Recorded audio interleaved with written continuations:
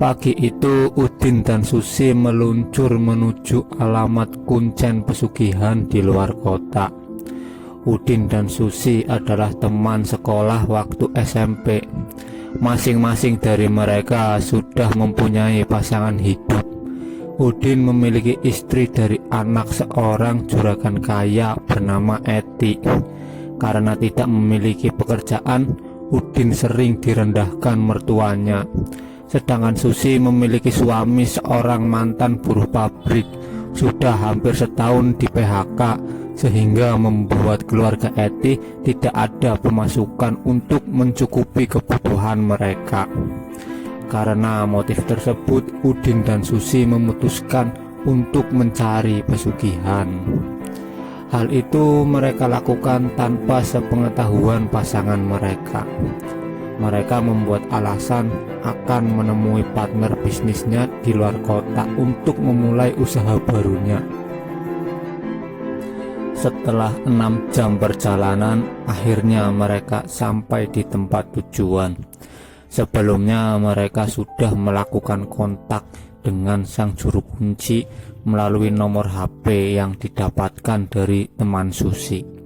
Setelah berbincang-bincang dengan kuncen dan cukup beristirahat, malam harinya mereka melakukan ritual. Udin dan Susi dibawa ke tempat keramat di dalam hutan. Juru kunci memandikan Udin dan Susi di sumur keramat yang berada di sana. Kemudian mereka berdua diminta bertapa semalaman di depan sebuah pohon besar. Sekitar waktu subuh, juru kunci membangunkan Udin dan Susi dari ritualnya. Bangunlah, ritual kalian sudah selesai. Kalian tinggal melakukan satu proses ritual lagi agar diterima menjadi pengikut siluman babi, ucap juru kunci. Kemudian juru kunci mengajak Udin dan Susi ke rumahnya untuk melakukan ritual terakhir, yaitu mereka berdua harus melakukan hubungan badan layaknya suami istri.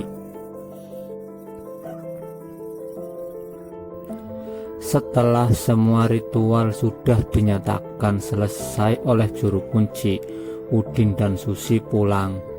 Udin mencari ruko di dekat pasar untuk mengelabui istrinya dan suami Susi, sekaligus tempat melakukan ritual pengambilan uang. Udin berpura-pura akan membuka usaha sebagai pemasok sayuran di pasar, dan Susi menjadi karyawan yang membantunya mengurus usaha tersebut. Istri Udin dan suami Susi percaya begitu saja. Akhirnya Udin mendapatkan ruko untuk dikontrak. Ruko tersebut terdapat 2 lantai. Lantai atas digunakan untuk ritual, sedangkan lantai bawah disewakan kepada penjual sayuran. Dengan begitu, ketika istri Udin mengecek, ia akan percaya. Setelah sebulan menjalani pesugihan sebagai babi ngepet, juru kunci menghubungi Udin. Dia menagih tumbal yang dijanjikan Udin dan Susi. Rencananya mereka akan menumbalkan mertua Udin. Besoknya Udin melancarkan rencananya. Ia pura-pura datang ke rumah mertuanya untuk bersilaturahmi.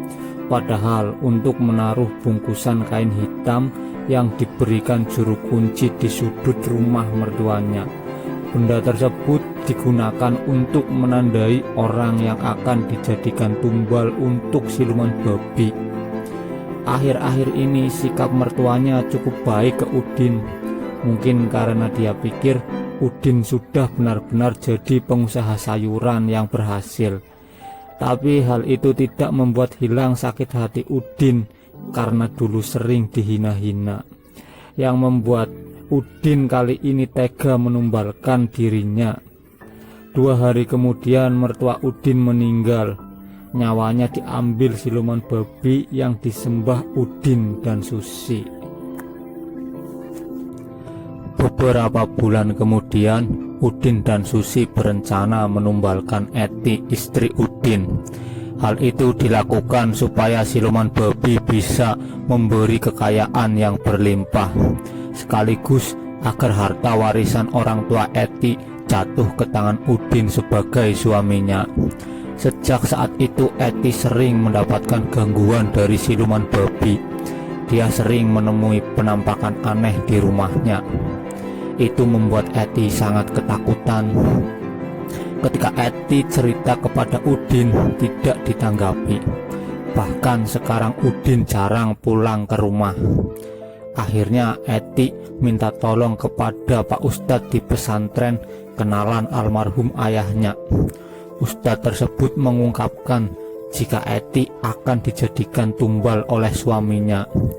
Mengetahui hal tersebut, Eti sangat kecewa. Dia baru tahu kalau suaminya memakai pesugihan.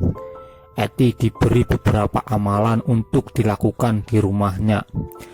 Dengan bantuan dari Pak Ustadz, Eti bisa terbebas dari teror siluman babi yang disembah suaminya. 2 minggu kemudian terdengar kabar Susi meninggal dan Udin tak pernah kembali. Mungkin Udin meninggal di tempat juru kunci. Sekian cerita bergambar kali ini. Terima kasih sudah nonton. Jangan lupa subscribe.